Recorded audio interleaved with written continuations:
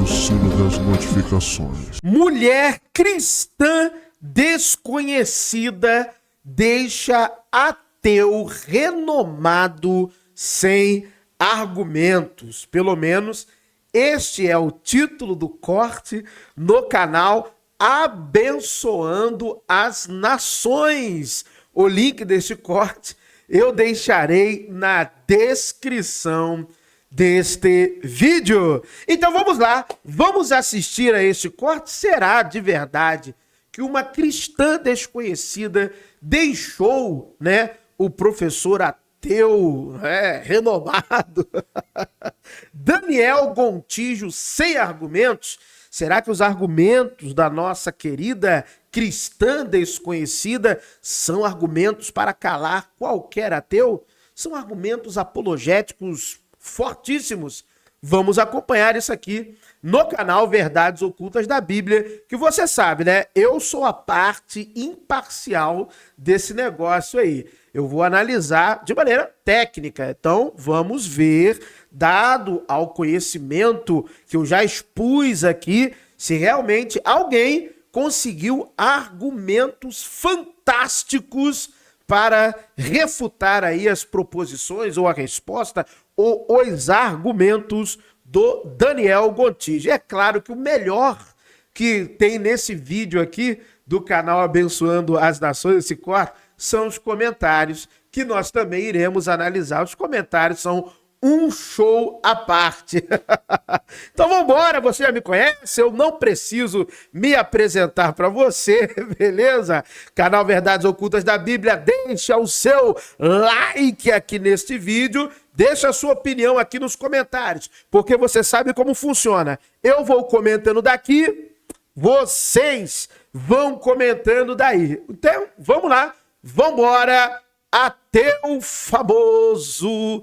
Eita, rapaz, fica sem argumentos quando uma cristã desconhecida fala com ele. Vamos lá, vambora então, vai, play!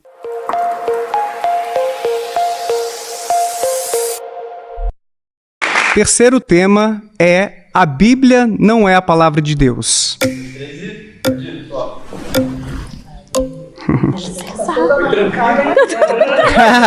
Tudo bem? Prazer, como é que você chama mesmo? Tamis, me chamo Tamis. Eu sou Tamis Mori, tenho 29 anos, cristã há 11 anos. E eu estou aqui para debater com o ateu porque eu creio que a defesa da fé é o papel de todo cristão. Tamis. Pessoal, só falar aqui, o Abençoando as Nações, eu sempre aviso, ele espelha o vídeo, tá bom? Então o vídeo fica espelhado aí nos cortes que ele faz. Vambora. Isso. Prazer. Daniel, eu gostaria de começar te ouvindo. Por que a Bíblia não é a palavra de Deus? Eu acho que tem vários caminhos para a gente pensar sobre isso. Por exemplo, no meu canal, eu já recebi vários historiadores do cristianismo que explicam como as escrituras foram corrompidas ao longo do tempo, como várias passagens que estão presentes ali não estavam provavelmente nos originais, então houve muitas deturpações textuais, a ponto de, por exemplo, Bart Ehrman, um crítico textual, ter tido a sua fé balançada. Poxa, eu não posso confiar mais nas escrituras. Aliás, Bart Ehrman, ele tem uma obra, com Bruce Metzinger, mostrando as corrupções que foram feitas. A obra não tem publicação em português, tá? Aliás, é uma coisa que acontece, As obras do Bart Ehrman em português são as populares, Então é uma coisa meio sem sal, meio sem graça. As obras técnicas, acadêmicas dele não foram ainda traduzidas para o português, tá bom? Então, se você quiser se aprofundar nesse mundo da crítica textual do Novo Testamento, leia o livro dele. Ele tem um livro que ele fala sobre isso, sobre o tema que eu vou falar agora, e ele tem um livro com Bruce Metzinger, que ele fala sobre isso, que é a corrupção que os chamados ortodoxos fizeram nos textos do Novo Testamento, onde ele pega versículos que não existiam nos manuscritos mais antigos e que passam a existir, introduções, inserções no Novo Testamento, de versículos que passam a existir a partir da ideologia daqueles que se diziam ortodoxos, tá bom? Então, esse livro é muito bacana, essa obra é muito importante para quem realmente quer estudar a crítica textual. porque no final das contas eu não sei o que os autores escreveram originalmente, mas tem um aspecto que eu acho ainda mais importante do que esse, é que na Bíblia a gente encontra muito sangue. Tem muitos comandos divinos, para usar uma expressão do filósofo Wesley Morriston, para, por exemplo, que o povo de Israel cometesse genocídio, matasse os amalequitas, por exemplo, os cananeus, incluindo crianças.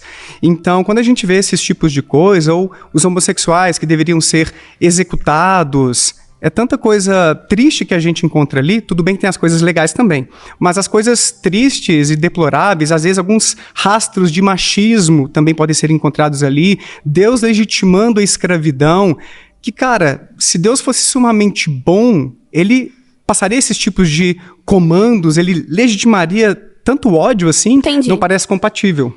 Entendi. Vamos.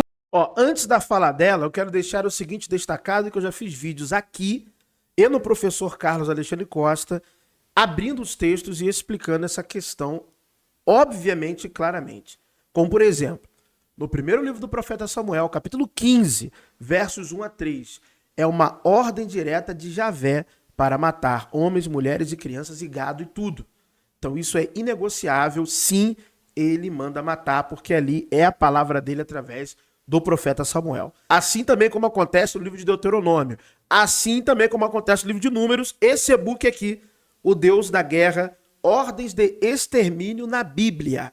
Então nesse e-book eu mostro todos os textos que são ordens diretas de Javé para que isso seja feito, para que estes atos sejam cometidos. Calvinistas vão dizer que é isso mesmo, Javé vai fazer e está certo. Então, não vou nem falar dos outros, né, outras vertentes cristãs. Então, vamos ver se a resposta dela vai nessa direção de que sim, Deus manda matar e ponto final. Vamos lá. O primeiro erro do cristão é entender que a Bíblia é só um livro de regras e práticas da fé. A Bíblia ela também é uma contação da história, ela também é uma narrativa. E muitos desses episódios que a gente vê de sangue, de guerras, de tomada de territórios, são episódios que a gente vê no curso da história não só relacionado ao povo bíblico. Isso está relacionado com a cultura inserida em si.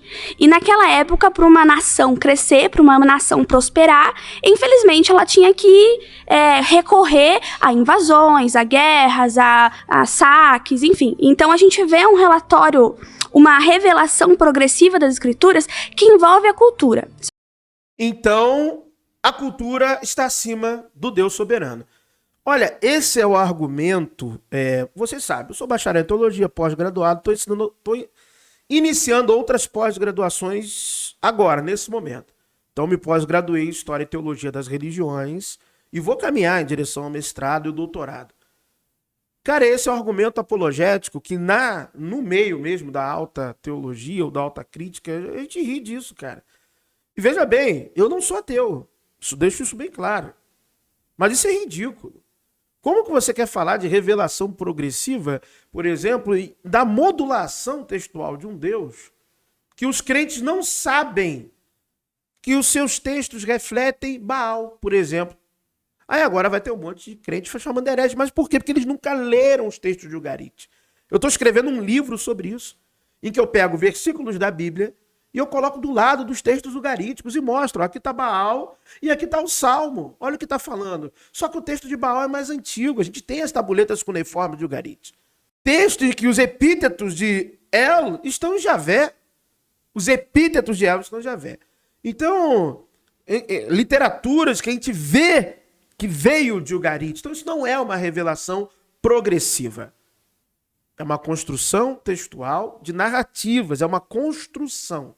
Literalmente. Revelação progressiva só existe dentro da igreja, na teologia sistemática feita para a igreja, na vida real, na arqueologia, na vida real, na história, na exegese, na vida real, não na bolha evangélico/católica. Aliás, os católicos sabem mais sobre isso do que os evangélicos, porque tem muitos acadêmicos católicos. Na vida real, não existe essa teologia de revelação progressiva. E de um Deus que valida que ele é um Deus transcendente, imanente, absoluto, onisciente, onipotente, onipresente, que pode fazer surgir maná, pode fazer acontecer o que ele quiser, e ele tem que fazer o povo dele guerrear, ele tem que fazer o povo dele guerrear, ele tem que ordenar genocídio. Por que ele não vai lá e faz ele mesmo? Faz você, pô. Você não é Deus? Você não é absoluto, soberano? Não é o Criador? Faz você. Por que eu tenho que levantar a espada em seu nome? Por que eu tenho que ir morrer no campo de batalha em seu nome? Vai você. Não é você que é o Deus? Você tem poder. Vai você. Por que eu tenho que eu vou escrever também uma obra sobre isso, a farsa da terra que mana leite e mel, quando o próprio livro de Deuteronômio tem um versículo que diz que não mana leite e mel. Vocês vão ter que arar a terra não é como a terra do Egito. Vocês vão ter que arar a terra, trabalhar a terra e orar para mim para eu mandar a chuva. Porque não é uma terra como a terra do Egito. Que a terra do Egito, sim. A terra do Egito tinha regiões que eram férteis à época que o escriba compôs o texto. Aí ele fala, não é como o Egito, aqui é doideira. O índice pluviométrico baixíssimo desde a antiguidade. Como é que mana leite e mel? Nunca manou leite e mel. Essa é a verdade. A verdade é essa, é uma linguagem só. Então essa narrativa de um Deus que se adapta à cultura, todos os deuses vão se adaptar a todas as culturas, então. E aí eu vou validar a existência de todos os deuses? Meio fraco. Mas eu vou te mostrar aqui os comentários, meu amigo. Você vai ver que a intelectualidade cristã é parca e miserável. Você vai ver que o negócio não tá bom, não. Esse é o primeiro ponto. O segundo ponto que eu acho interessante, realmente tem críticas textuais e críticas textuais bem contundentes. Quando eu estava no seminário, teve umas que também me fez balançar. Sim. Mas quando você vai estudar sobre a crítica textual, nenhuma delas, tem mais de 5.000 críticas textuais, nenhuma delas interfere na essência da doutrina em si. Então você pode pegar qualquer logia de dentro da teologia, nenhuma delas é mudada ou arrastada por uma crítica textual. A gente tem várias interpretações de um único texto, e a gente pode fazer discussões teológicas em volta disso e tudo bem, mas essas interpretações, elas não necessariamente provêm dessas críticas textuais. E eu fico muito feliz. A gente não pode confundir o seguinte, né? Seminário de igreja, já falei diversas vezes aqui, ele não é feito para formar pensamento crítico e ele não aborda a crítica textual como é numa faculdade. Seminário de igreja, ainda que tenha lá o carimbinho do MEC, seminário de igreja é para formar pastor, para formar crente. Se você for de fato estudar numa faculdade pública ou numa faculdade privada de qualidade, pública e privada de qualidade, um curso de teologia, aí sim, quando você chegar no módulo de crítica textual, você não vai ser catequizado. Não vai ter catequese. Você vai realmente ver os problemas, porque doutrina é algo exclusivo da religião. Doutrina é da religião. Não afeta a doutrina. No seminário feito para crente. Porque a doutrina, o dogma, é algo estabelecido pela religião, a partir do texto. Então não é muito relevante o que o texto diz. O que o texto diz não é relevante. O que é relevante é o que a doutrina diz. E as interpretações vão se moldar de acordo com o que a doutrina vai falar. É assim que funciona. Vou te dar um exemplo. Arqueologicamente, Davi teve 1 milhão de soldados, mais de 1 milhão de soldados? Não. Mas o livro das crônicas diz, o segundo livro do profeta Samuel está lá.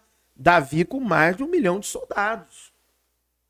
Mas, cientificamente, demograficamente, estatisticamente, arqueologicamente, pisou um exército de 1 milhão de soldados na terra de Israel? Nunca isso aconteceu.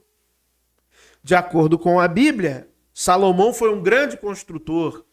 E está lá, portões, estábulos, tudo que o texto atribui a Salomão. Hoje nós sabemos que estas obras encontradas não são de Salomão. E isso revisado por pares. Crentes e não crentes, maximalistas e minimalistas. Hoje nós sabemos que não são obras de Salomão. Inclusive tem um arqueólogo famoso aí que contou caô. falou caô. E eu provei aqui, foi desmascarado a situação, não a pessoa. Eu desmascarei aqui.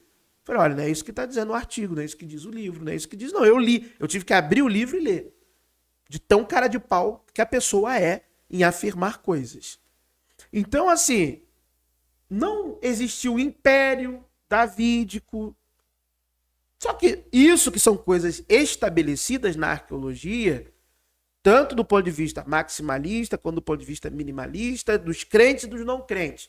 Não, realmente, aí não tem como, né? Revisamos aqui toda a cultura material, os artigos científicos publicados, e mudou alguma coisa da crença em Davi? Golias não era um gigante. A gente sabe disso por causa dos manuscritos do Mar Morto. São mais antigos, o Antigo Testamento que está lá, do que o texto massorético. Então nós sabemos, Golias não era um gigante. Os massoretas fizeram dele um gigante. Ele não era um gigante. De fato, não era um gigante. Os massoretas fizeram dele um gigante. E mudou alguma coisa? Não muda, porque a doutrina tá nem aí, meu amigo. Doutrina se sobrepõe. No ambiente cristão evangélico, não há espaço para pensamento crítico, para verdades que podem contrapor-se com a questão ideológica, religiosa e até textual bíblica. Então se harmoniza. Então, na verdade, ela não deixou ninguém sem resposta. A resposta dela até o momento é uma resposta mediana, rasinha, de quem conhece ali o que aprendeu na igreja. E tá tudo certo. Não estou dizendo que ela está errada, não. Estou dizendo que ela está errada no que ela está dizendo, né? Defendendo o ponto de vista dela. Agora, se a gente for pegar e for para a questão técnica especializada, não. Você pega o texto bíblico, igual eu mostrei aqui, não é que Deus aceita a escravidão. Se você pegar o texto que o menino Fujita não leu de propósito no podcast, Deus, ele legisla como tem que ser a escravidão. Ô Moisés, a escravidão tem que ser assim, assim, assim, assim. Exatamente isso. Ele legisla de como tem que ser a escravidão. Então um Deus transcendente, absoluto, que sabe todas as coisas, ele não precisa legislar a escravidão. Ele fala para o povo dele, olha, vocês não vão escravizar ninguém, porque eu vou abençoar o trabalho de vocês, vocês vão ser prósperos, nós vamos lançar aqui um modelo econômico revolucionário, cultura é o caramba, eu sou o Deus que conheço todas as coisas, e eu vou fazer aqui do meu povo uma potência, sem precisar imitar os povos estrangeiros à volta. Revelação progressiva é coisa de criança. Que você não trouxe aquele argumento, não, porque a Bíblia foi escrita por homens. Realmente, a Bíblia foi escrita por homens. E várias tradições, enfim, escritos, passados por escritos e tudo mais. Então, pensando nisso, houve modificação? Com certeza, claro que houve. Isso é provado cientificamente que houve. Mas não houve modificação da doutrina. E é interessante porque são muitos homens, muitos anos passaram e ela permanece viva, ela permanece atual, ela permanece eficaz nas coisas boas. É claro que a gente não vai sair invadindo o território alheio e saqueando o território alheio, isso é fato, nem apedrejando o homossexual. Mas se a gente for interpretar de acordo com a nossa cultura hoje, de acordo com a nossa realidade hoje, ela é viva e eficaz. Interessante você ter trazido esse ponto, porque eu nem tinha me lembrado desse argumento. Realmente, várias narrativas bíblicas foram herdadas de outras tradições. A própria narrativa sobre o dilúvio, que não seria original dos israelitas, por exemplo. Tem vários tipos de narrativas sobre dilúvio, mas eu aprendi isso recentemente com um historiador, que existem dilúvio, muitas... Jonas também. Várias influências sobre céu e inferno, sobre reencarnação. O cristianismo não propôs tantas coisas originais assim. Não estou desmerecendo as coisas legais do cristianismo, porque eu sei que existem, por exemplo, amar o próximo, tem coisas bacanas ali, mas não quer dizer que seja original. A gente encontra vários comandos amorosos assim no hinduísmo, que talvez seja a religião mais antiga do mundo ainda existente. Isso a teologia chama de graça comum. Graça comum. Como criações de Deus, como imagem e semelhança de Deus, Deus passou atributos Deus tem atributos incomunicáveis e atributos comunicáveis que ele passou para o homem. E isso é todo. Esse conceito de graça comum, deixa eu te dar um toque aqui, você acha que é a invenção teológica do cristianismo? Isso é de Ahura Mazda. Você vê isso explícito até esse conceito na tumba do rei Dário. Na inscrição, para Ahura Mazda na tumba do rei Dário. Ahura Mazda abençoou todos os seres, todos os povos, todas as nações, criou todas as criaturas. Inscrição da tumba do rei Dário. Você não sabia, né? Comigo aqui você vai aprender, não tem problema não. Todo homem, seja o hindu, seja o japonês, seja o índio, seja o brasileiro, seja o estuprador, ele tem aspectos que a graça comum se manifesta nele. Legal. Agora, eu queria voltar num ponto que você trouxe, que eu achei bem interessante e ao mesmo tempo problemático. Você disse assim, a gente fica com as partes boas e deixa pra trás as partes ruins, não é assim, não? Não, a gente não tira as partes ruins de forma alguma, a gente entende elas.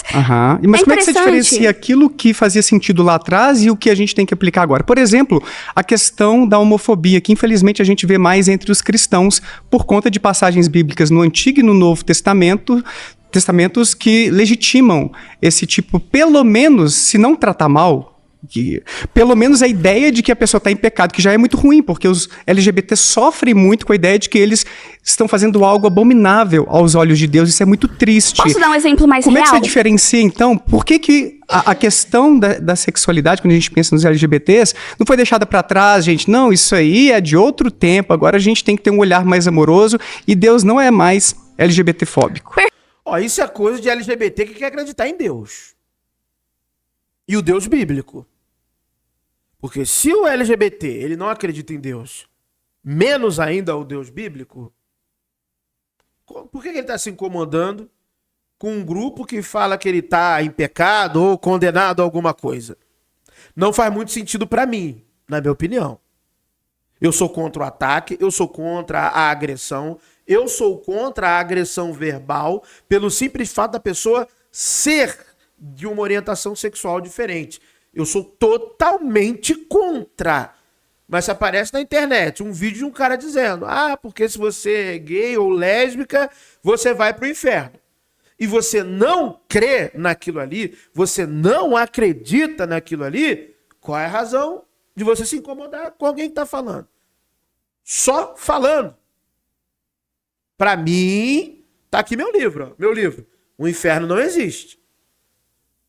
Para mim, eu não sou ateu. Então, para mim, não faz muito sentido.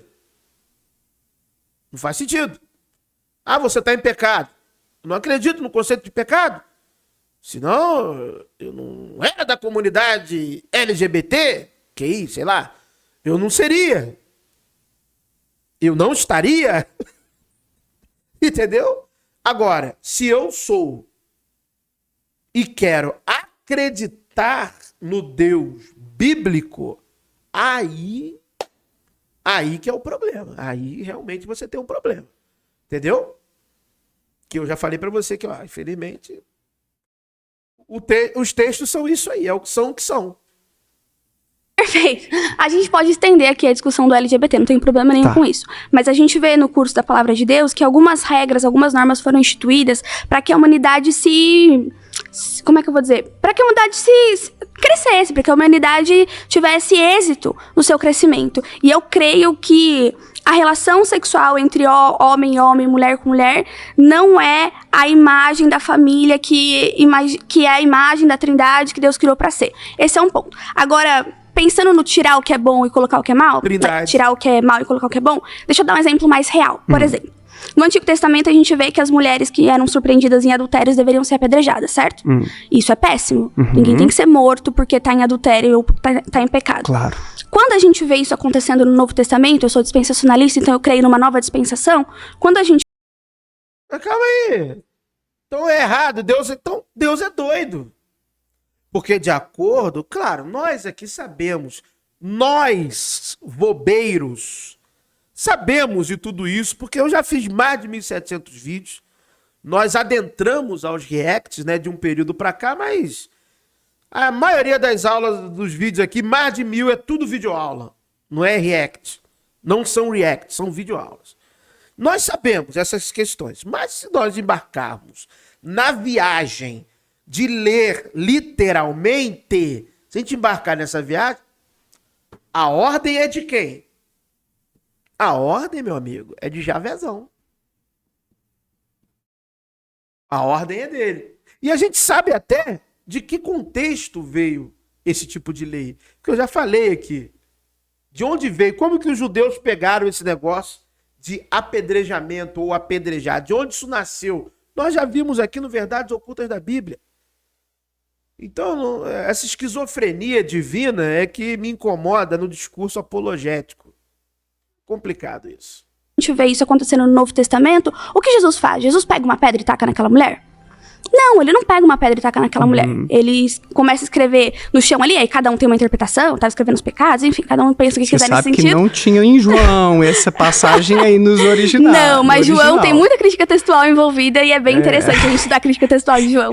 Enfim, mas quando a gente vê, por exemplo, a mulher não sendo apedrejada nesse sentido... Sim, essa passagem não consta nos pergaminhos manuscritos mais antigos. Isso é um fato.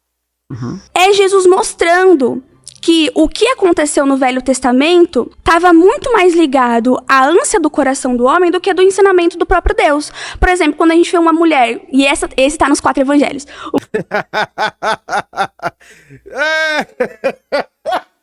Salvando Javé, olha aí, ó. Ela tá salvando. Não, olha só, Deus, ele é... Cara, esse Deus esquizofrênico, eu tô fora. Eu tô fora. Eu tenho neurônio, eu tenho cérebro. É ele que dá ordem, mas aí ele tá seguindo o que tá no coração do homem. O coração do homem é uma ova, pô. Ele não é um arrasa-quarteirão, ele não é o cara que resolve tudo, mata a bola no peito, entendeu? Ele é o cara que detona tudo, meu amigo. A palavra dele não é divina, não é sagrada, imutável, então... Entendeu? E quando ele encarna Jesus, que Jesus é Deus, Deus é Jesus, né? Ele muda de opinião. Não me enganei, não é pra apedrejar, não. Dá um tempo. Aí eu falo, você imagina se realmente você pudesse pegar tudo que foi produzido no Antigo Testamento, tudo, e você visse algo revolucionário. Enquanto todo mundo tá apedrejando, você tem um Deus que fala, não pode apedrejar. Não pode. Você imagina? Enquanto tá todo mundo escravizando, ele fala, não pode, não. Ainda diria assim, ó, porque daqui a tanto tempo haverá um povo, todos os povos da terra me adorarão, por que não? Eu já falei, né? Essa mudança, eu já ensinei, já mostrei aqui como que acontece essa mudança de personalidade de Deus. Onde começa, onde termina e até onde vai. Mas em resumo, porque quem é vob raiz já me ouviu aqui falar há muito tempo, quando chega ali, livro do profeta Isaías, Javé passa a ser Ahura Mazda.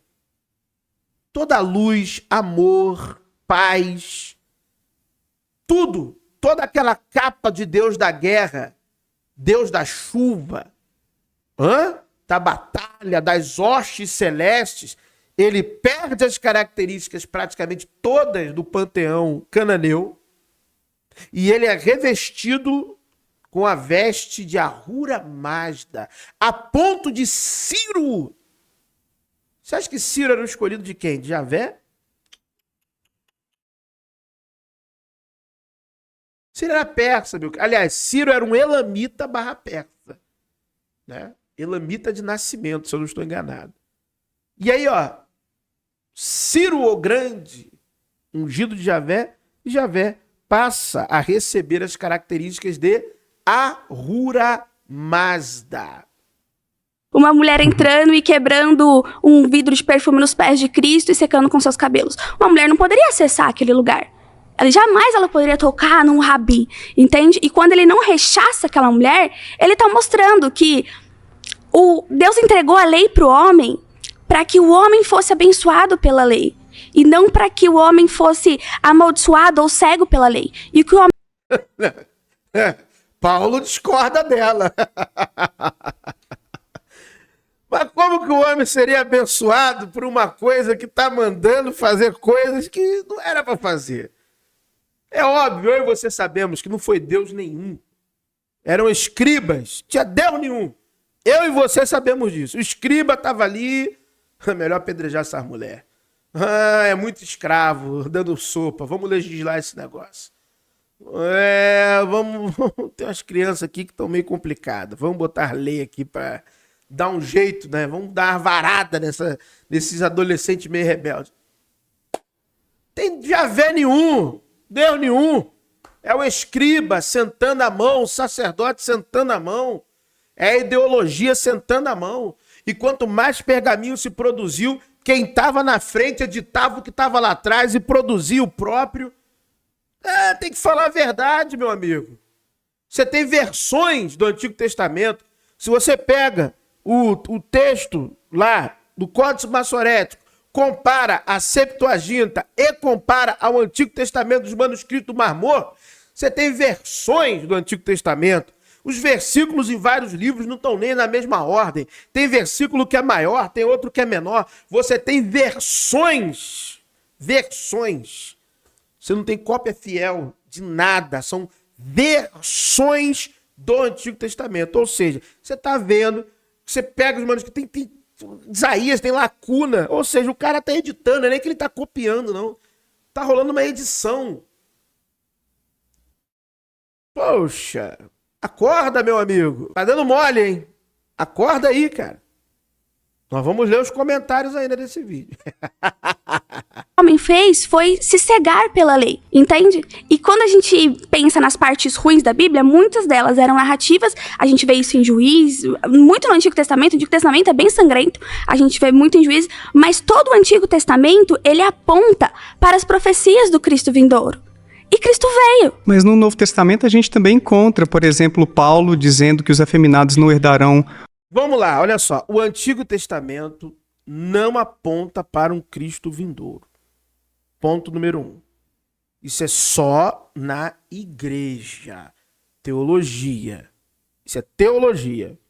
A ressignificação do Novo Testamento, do Antigo Testamento, perdão, é teológica. O cristianismo fez isso. Como? Através de alegorias, midrash. Então você pega passagens do Antigo Testamento, faz alegorias, não é literal. E aí você fala que é para Jesus. Se você pegar a tradição judaica, eles esperavam Messias. Até o judaísmo de hoje, que espera um único Messias, é da Shopee. É da Shopee. Pode pegar Rabino aí e falar, é da Shopee. Se você pegar os próprios textos das tradições deles, Talmud, você pegar manuscritos do Mar Morto, eles esperavam Messias no plural. Messias no plural. Exatamente. Messias ben Davi, que é o que os judeus querem hoje. Um político, um rei, um monarca, né? Que estabeleça um estado judaico, um reino judaico. Beleza? O Messias é ben Davi. Mas, na verdade, também eles aguardavam o Messias ben Yosef, ben José, filho de José. É exatamente isso. Um Messias esse que é interpretado até como um sofredor, alguém que sofre. Aí você tinha um Messias de Arão. Meu amigo, Messias de Arão. Você tinha o profeta. E você tinha na tradição mais mística, que aí você vai ter os apócrifos e tudo mais, o Messias celeste. Então eram 5 figuras messiânicas que eles aguardavam. E isso está no meu e-book, Os Muitos Messias em Jesus, que vai passar aqui. Todos os links dos meus e-books estão na descrição deste vídeo. Tá bom? Então vai passar. Esse aí é o livro físico. O Inferno Não Existe, não tem e-book não. Mas os demais são e-books. Preço promocional, você pode adquirir. É facinho. Clicou, fez o pagamento, volta para o aplicativo, vai abrir para você o link de download, você vai lá e baixa o e-book. Simples, rápido e fácil. Meus e-books, preço promocional, sempre R$19,90, à exceção dos 10, aquele aqui, ó, Os Muitos Messias em Jesus. As Origens Secretas do Cristo do Novo Testamento. Então tem esse e-book aqui. Isso aqui também é um livro digital, tá bom? Que ele é grandinho, 10 profecias do Antigo Testamento que não se cumpriram. Então é uma coisa simples de se entender. Então, o cristianismo diz que Jesus é o super Messias, porque todos os Messias estão nele. Jesus é o profeta, Jesus é ben Davi, Jesus é o Messias sofredor, Jesus é o Messias celeste, Jesus é o Messias sacerdotal. Jesus é os 5 Messias em um. Mas quando você vai para a tradição judaica, eram tipos diferentes, não eram a mesma pessoa. Os escritores do Novo Testamento foram lá e concentraram tudo em Jesus. Estou te contando como é a realidade, tá bom? Estou mostrando para você como é a realidade. A realidade é essa. O reino de Deus. Mas não que não serão apedrejados, né? Não que deveriam morrer ali Com pela menos sociedade. ruim. Com menos certeza. ruim. Mas é engraçado. Você tem a sua casa, certo? E você tem as suas regras na sua casa. Se porventura sua esposa ou seus filhos decidem viver aquém das suas regras, o que você faz? A gente conversa para entrar em acordo sobre que regras vão reger melhor o nosso lar, de forma que a gente maximize o bem-estar E a Bíblia é da essa nossa conversa. família. Mas eu não sei como maximizar o bem-estar. Por exemplo, Jesus teve a chance de dar um grande sermão contra a escravidão quando o centurião romano foi pedir que ele curasse o seu servo, o seu escravo. E em vez de fazer um sermão contra a escravidão, Jesus curou esse servo, esse escravo. Interessante. E o próprio Paulo também, quando ele escreve a Filemon, não aconteceu de ele falar, olha, não faça mais escravos, não compre, liberte todos os seus escravos. Ele só pediu para, receba o Onésimo, Sim. mas assim, como um irmão em Cristo, com mais... É muito legal essa passagem que Jesus cura o escravo, porque isso demonstra que muitas pessoas falam que o evangelho é elitizado, né? Isso demonstra que não. Jesus estava se estendendo a todos. Mas quando a gente lê sobre escravo no Novo Testamento, a gente tende a pensar na escravidão como aconteceu no Brasil. Porque ainda é muito recente na nossa história. E quando a gente estuda o original e estuda ali o que era escravo naquela época, claro que tinha escravos de guerra, prisioneiros por etnia. Israel mesmo foi escravizado por muito tempo, os judeus foram escravizados por muito tempo. Então, ok. Mas no Novo Testamento, quando a gente fala de escravo, nós temos escravo, a palavra escravo para pessoas que estavam em dívida e estavam pagando suas dívidas trabalhando. Enfim, tem N interpretações de escravos ali. Mas De você novo, concorda comigo que não é uma relação trabalhista? Quando você não entender de um assunto, não fale sobre ele. Escravo é escravo. Escravo é escravo. Como se chegou à escravidão? Qual é a modalidade de escravidão que você está? Escravo é escravo. A condição que chegou lá, pouco importa. Escravo é escravo. Cara, é o que eu falo, mano. Não adianta. Isso é maluquice. Não adianta. É uma coisa tipo assim, se você tem neurônio, você tá aqui, e se você não tem neurônio, você tá aqui e essas maluquices entram na sua cabeça. Entendeu? E entra mesmo, cara. Entra na sua cabeça real. Você viu que tinha um maluco lá assim, ó? Entendeu? O bagulho é louco, é louco. Ambiente religioso, quando entra nesses temas, é legitimação do absurdo. Entendeu? Legitimação do absurdo. É loucura total. Então só aceita e vai. Tem jeito não. Muito digna, equilibrada, Não. justa. perfeitamente. Até porque os senhores podiam bater nos seus escravos. A gente tem texto bíblico que dá a entender que não. Tanto Que tem eles uma não tinham regra. essa autoridade. Porque da mesma forma que fala escravos, submetam.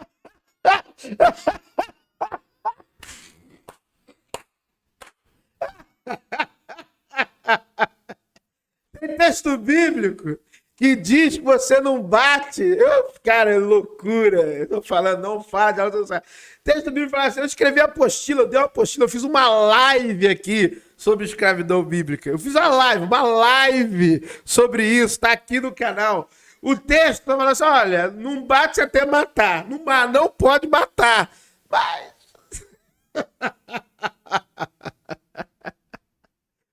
Ó, cuidado com o dente dele. Ai, cara, é muito louco isso, mano. Eu tô falando, é maluquice, cara. É maluquice, cara. É doideira, é doideira. É por isso que a pessoa, quando estuda mesmo, cara, só tem dois caminhos. Ou você vira ateu ou você vira iniciado. Porque você não consegue mais viver essas loucuras. Você não consegue. O conhecimento, quando entra na sua cabeça, Caraca, como você pensa, o que eu falava, cara? Aí ou você vira ateu, ou você vira iniciado. É só botar a cabeça pra fora da água. Acabou. Você já entende. Cara, o que eu tô fazendo? Meu amigo, começa a ler, estudar de verdade. Por isso que crente é contra estudar. Você só pode estudar revistinha da escola dominical, você só pode fazer a faculdade que é chancelada pelas outras denominações. Cuidado com a faculdade pública, cuidado com teologia da faculdade pública, cuidado com teologia em faculdade privada. Faz a nossa aqui, ó. Entendeu? Porque se você for mesmo ter pensamento crítico, estudar, entender, olhar a história, você fala, caramba, o que eu tô fazendo? O que eu tô falando? O que eu falava? Então é que, pô, não é bem assim. Eu não posso legitimar mais o absurdo. A não ser se você seja como algumas figuras famosas que nós temos aqui no meio cristão, que são mentirosos quanto mais. Que já estão ricos, mentiram a vida inteira e não vai falar a verdade logo agora, que nós estamos na era dos podcasts, né? Nas eras de vender curso. Pô, eu não vou falar a verdade agora. Eu vou mentir até o final, que é o que acontece. Verdade é essa. Então, os seus senhores, fala, senhores, respeitem os seus escravos.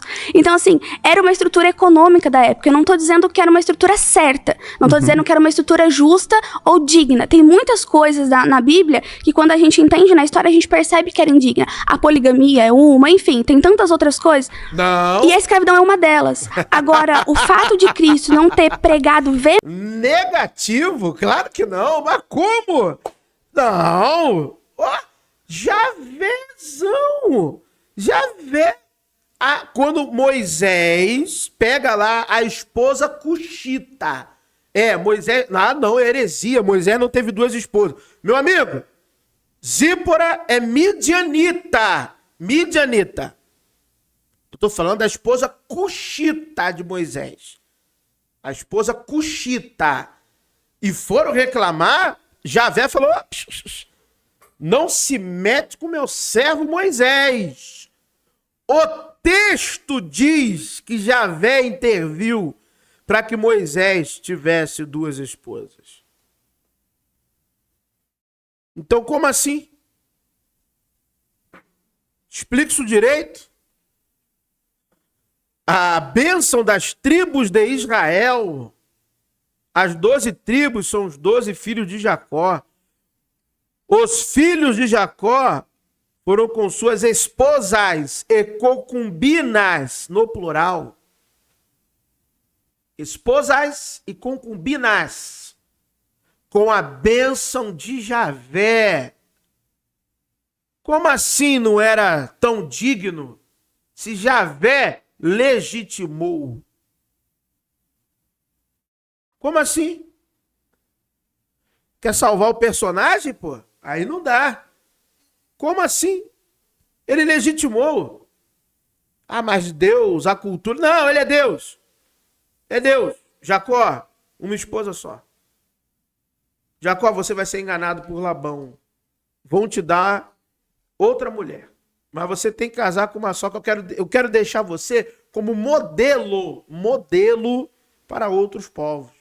Mas como é que uma mulher vai ter 12 filhos? Minha avó, por parte de mãe, teve 12 filhos. Todos os meus tios e tias, uns já se foram, outros estão vivos. Eu conheci todos, convivi com todos, até a adolescência. Os que estão vivos, que eu estou convivendo até hoje. 12 filhos da mesma barrigada. Aqui, ó. Da mesma barriga, mesma barrigada na mesma barriga. Minha avózinha, Dona Cecília. 12 filhos. Com meu avô, seu Leocádio. Pariu. Ué. E aí? Não me venha com essa. Eu, hein? Quer salvar o personagem, pô? Não era tão bom. Não era tão bom, era abençoado. Oxe. Legitimado por Javé. Eu citei 2 casos aqui de interferência dele, legitimando. Não pode, não mexe com meu servo Moisés, não. Ele quer uma cuxita, eu deixo. Moisés, você quer uma moreninha pretinha, Você quer uma cochitazinha? Eu vou deixar, Moisés. Eu fiz o vídeo aqui, lendo esse texto aqui.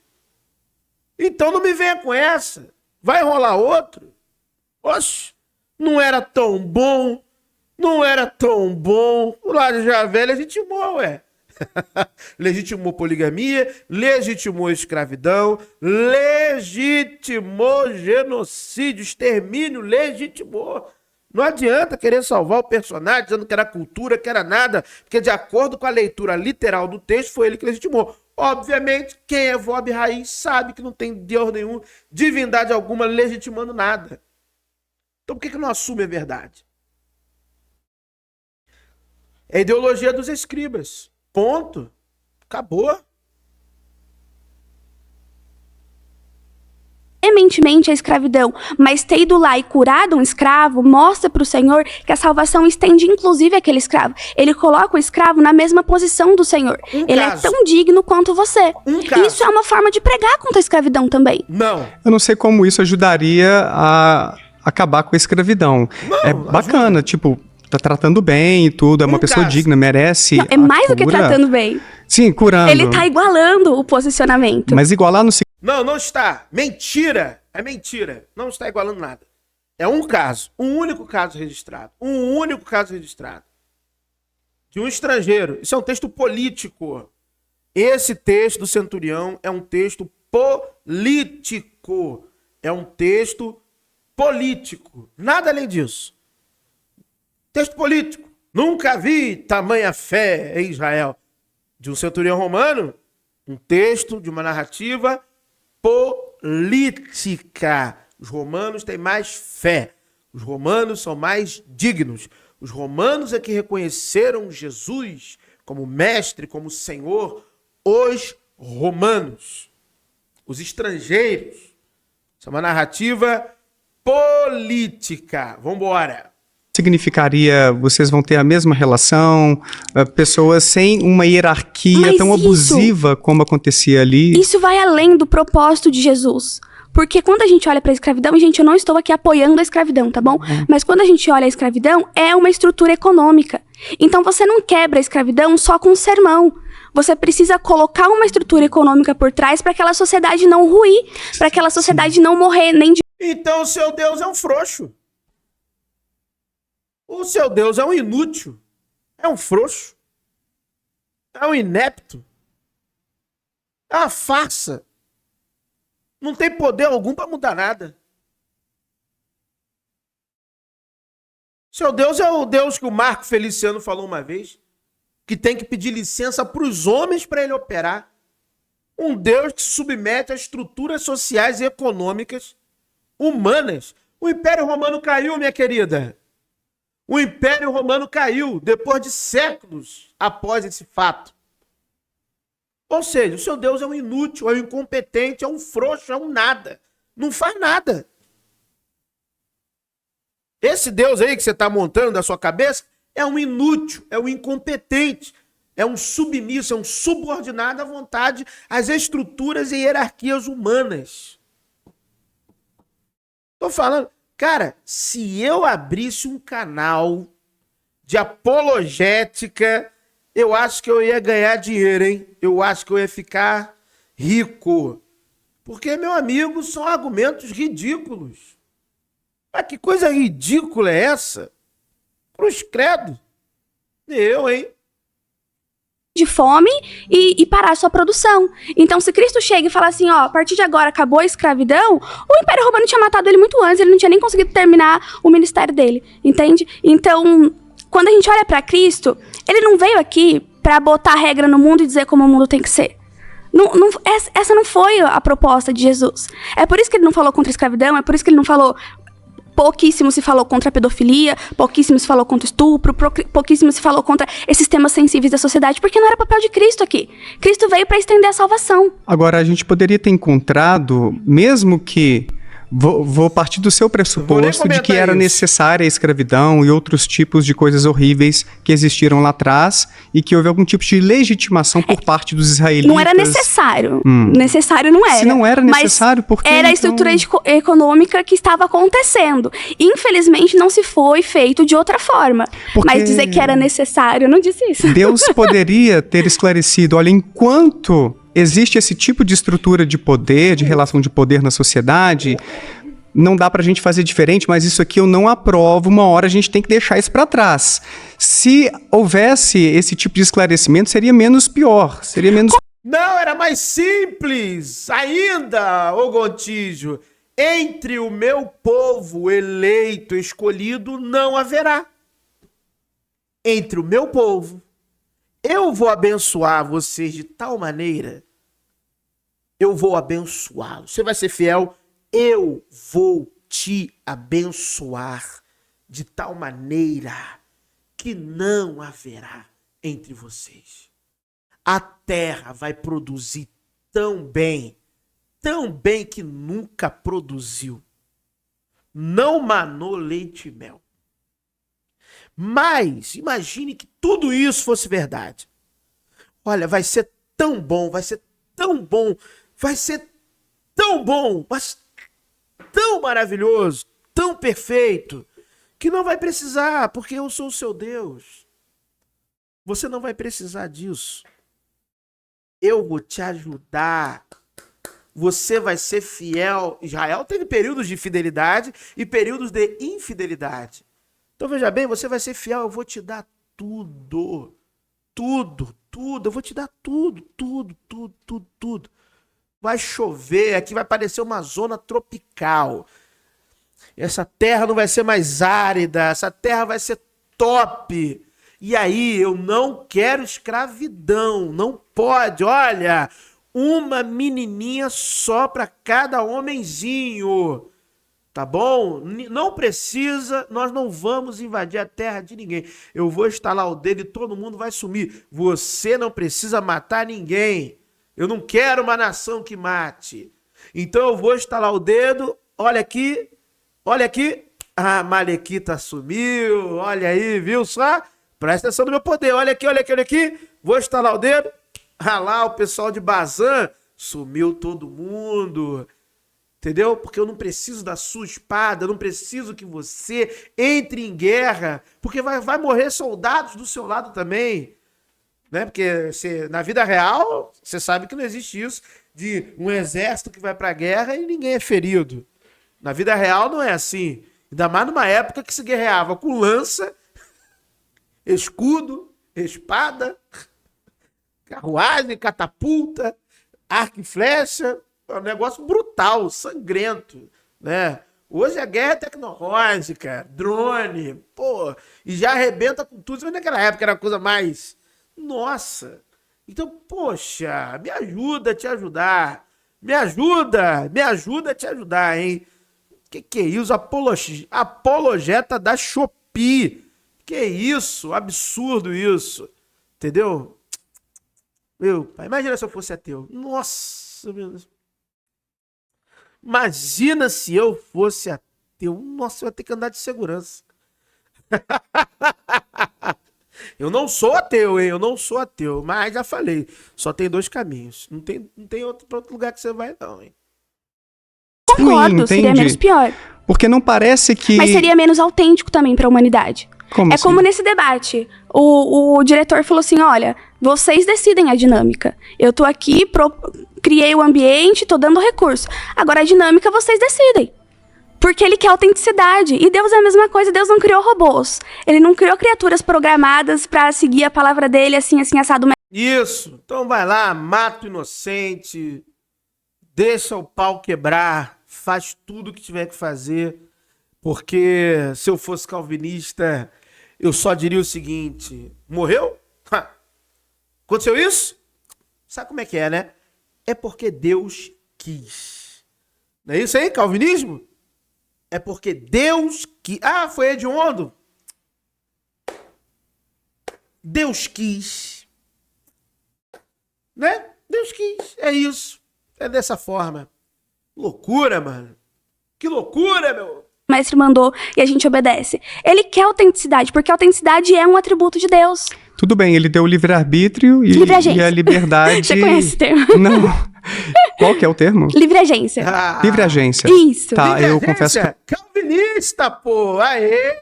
Reformada. Tá tudo explicado agora. Agora, tudo fez sentido. Tudo fez sentido. Essas maluquices, essas doideiras. Tudo fez sentido. Calvinista. Calvinismo é isso aí mesmo. É um Deus meio terrorista. É um Deus maluco, esquizofrênico, sanguinário, possessivo, controlador, tirano. É Calvino, é Deus da Reforma. O Deus da Reforma é louco mesmo, é doidão. Eu não compreendo a diferença entre livre-arbítrio é quando o homem tem a opção de escolha de ser salvo ou não ser salvo. Então, dentro da minha teologia, quem teve o livre-arbítrio foi Adão e Eva. A partir do momento que a humanidade foi corrompida, teve o pecado original, o homem já nasce com o coração inclinado ao mal. O que ele pode ter são as escolhas ali dentro do seu cotidiano. Então, não estou dizendo que todo homem só comete o mal. Tá. Então, dentro da livre-agência, ele tem a escolha de cometer o bem, que é o exemplo que o irmão deu aqui, de atropelar ou não atropelar, enfim. Mas todo homem já nasce com o coração inclinado ao mal, por isso já nasce condenado ao inferno, que é algo que eu acho que você não crê. Não creio. Mas é interessante porque, mesmo que Deus tenha dado essa livre-agência, ele poderia ter esclarecido que tem coisas boas e coisas ruins, coisas que ele espera de nós e outras que ele espera que a gente passe longe. Ele esclareceu na Bíblia. Infelizmente, na Bíblia, a gente não encontra coisas como não escravizarás. Só pra gente se manter no mesmo exemplo. O que, pra mim, evidencia que a Bíblia é um livro datado, de um povo que escreveu conforme as suas demandas, suas dificuldades de vida, seus desafios, suas esperanças. Suas personalidades. Suas personalidades, num contexto histórico, político, e que a gente está tentando transportar aquilo para os dias de hoje, e infelizmente muita coisa já não cabe.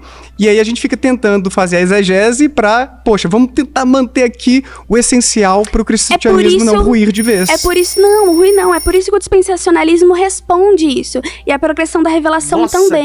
Não estou dizendo que a gente tem que atualizar a Bíblia, mas a gente precisa entender o contexto histórico daquele texto e o que a gente pode extrair de lição daquele texto no Antigo Testamento. O Novo Testamento é mais próximo de nós, então é mais fácil a gente fazer esse exercício.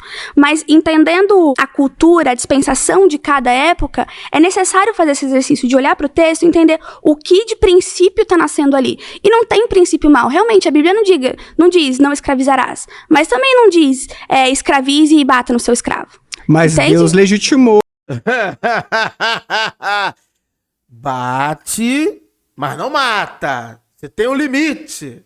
Muito legal isso, né? Ou a punição. Desculpa, só deixei ela terminar a frase ali, mas já tinha... Tá bom. Obrigada. Canal Abençoando as Nações, link na descrição. Cara, eu queria antes de encerrar esse react aqui, cara, eu queria ler os comentários. Ó, lembrando que o link vai estar na descrição deste vídeo. Cara, é muito engraçado, né?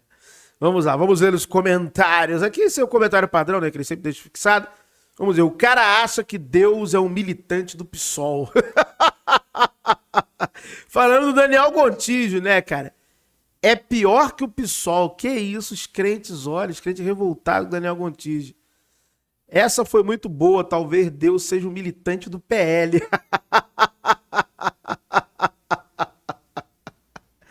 Ai, pelo menos militante do PSOL existe, né? Eita, rapaz. Uma hora a irmã batia, outra o ateu apanhava. Olha aí, esse cara aqui só viu a irmã, não viu mais nada. Deus usou essa irmã. Precisamos de mais pessoas assim. Eu acho que Paulinho não entendeu muito bem o que aconteceu, não. Rapaz, aí, ó, o Stefano, faço as suas palavras as minhas. Pelo contrário, uma hora a irmã apanhava, outra hora não sabia nada. Pessoas leigas são assim mesmo. Ih, rapaz, o Marcos Duval aqui, ó. Ih, rapaz, aí, ó. Negócio que esquentou, hein? E o ateu quase chorou. Ih, rapaz, Daniel Gontijo quase chorou, não percebi não. Se emocionou. Muitos ateus cometem esse pecado, nossa, do anacronismo ao analisar a Bíblia. Então é um pecado, hein? O fato de querer julgar os valores de uma cultura de mais de 3.000 anos com os valores da atualidade, que muitas vezes são deturpados, no geral foi esclarecedor o debate. A parte aqui da cultura não tem como, né, cara? A questão não é essa, cara. A questão não é o equiparativo cultural, o anacronismo. A questão é o Deus que deu ordem, sim. Deu ordem, sim. Está no texto. Se você lê, ele deu ordens. Sem contar o amor do centurião com seu servo. Eita! Indo contra suas doutrinas romanas para falar e pedir ajuda ao Cristo. Como poderia ser uma relação abusiva de... Cura meu escravo aqui, por favor. Cura meu escravo, porque eu o amo. Né? Porque senão eu vou ter que comprar outro. Quem vai fazer o trabalho? A questão do ateu é porque Deus ou Jesus não resolveram tudo no mundo. Não sei se é do Gontijo, mas alguns ateus realmente falam isso aí. Uma calvinista... Cara, eu pensei isso aqui. Uma calvinista dispensacionalista, uma coisa rara. Foi muito bem. Foi muito bem, realmente, né? Para quem é da bolha evangélica, pode ter considerado que ela foi bem. Isso é comum nos batistas regulares e batistas bíblicos, ó. É o sub-batista. Dispensacionalista calvinista, ela é muito boa em argumentos. Ela foi tão bem que utilizou uma passagem de João que foi modificada pelo homem. Ih, rapaz, olha aí, ó. Como assim comprova que a Bíblia é a palavra de Deus? O pau tá quebrando aí. O dispensacionalismo de Cirilo Scofield. Parece não ser suficiente. Ó. Jesus valorizou a mulher, o escravo, a criança, o órfão, o que os filósofos ofereceram para a humanidade. Ele não sabe, né? Que várias palavras que estão na boca de Jesus, de onde veio. Ele não sabe. Toda a Bíblia foi escrita pelo homem, ó. Olha aí, ó. Dá no mesmo se ela foi totalmente inspirada, o que importa qual mão redigiu primeiro ou depois. A soberania é de Deus. Não é sua nem minha. Eita. Granconato também é dispensacionalista, pelo que eu entendi ali. Olha aí, rapaz. Tem profundidade teológica essa mulher.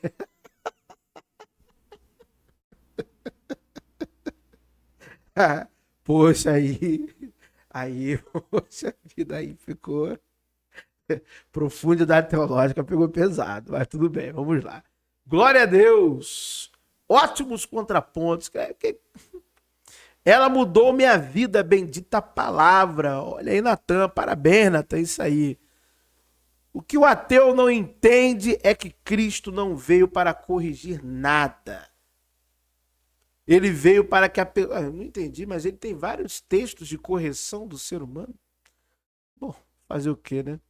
Ele veio para que a pessoa saiba o que é errado. Ô, caramba! Mas é para a pessoa saber o que é errado que ele está corrigindo.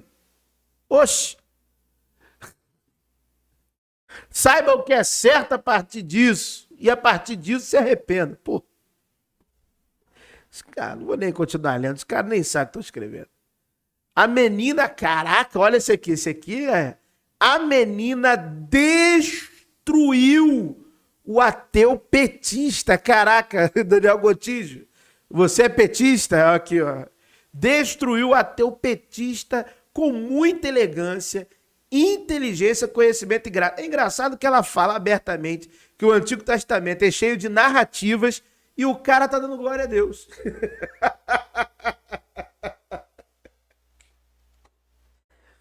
São narrativas. Aí, é isso. Glória a Deus, caramba. Esta princesa renovou minha fé na juventude. Opa. Não entendi. Será que é o maridão? Sei lá, o esposo? Não sei. Já dizia Dostoiévski, se Deus não existe, tudo é permitido. Que loucura, hein? É mesmo? Eu não sabia disso, não. Por isso existem leis constitucionais, porque Deus não existe. Caramba, rapaz. Eita, é tudo permitido, depende muito do bolso. Eita, rapaz. Olha aí, a galera magialista. Ter escravo já foi lei também, então tá tudo certo. Esse argumento é muito fraco para os... Ei, rapaz, Ih, rapaz, que esse comentário aqui não posso nem ler direito aqui. Mas eu entendi o ponto do cara. Larte BR, olha aí, ó. Sim, Deus proibia tudo de bom, como usar roupa, cortar cabelo e fazer sexo. Mas permitia... Eita, rapaz, olha aí, ó. Acreditar nesse livro primitivo é uma piada. Ih, rapaz. Eita, e arrebentou. É, rapaz, os comentários aqui, obviamente, são todos a favor da moça e também não tô aqui para julgar quem é contra e a favor. Eu vim aqui para trazer os contrapontos, né? Nem a favor dela, nem a favor do Gontijo, mas apenas de maneira mais técnica, entendendo essas raízes, né, bíblicas. E a ideia, galera, é buscar conhecimento. Busque conhecimento, é a melhor coisa que você pode fazer para evoluir. Muito obrigado por terem assistido a mais esse vídeo aqui, ó, no canal Verdades Ocultas da Bíblia. Que o verdadeiro Deus abençoe a todos. Meu amigo ateu, meu amigo agnóstico, se você não crê, não acredita em um Deus, para mim está tudo certo. Eu desejo do fundo do meu coração que a sorte e a fortuna lhe acompanhe! But if I lay down and I play dead and I stay dead, maybe you'll get sick of being the monster out of my head, under my bed. Think you're something out of my nightmares, standing right there. But if I lay down and I play dead and I stay dead, then will you get bored of killing me? Silhouettes of you are like a taunt. Never really know just what you want. With you I don't ever feel calm. I can feel the sweat inside my palms. Play with me like cats and a string. You don't understand.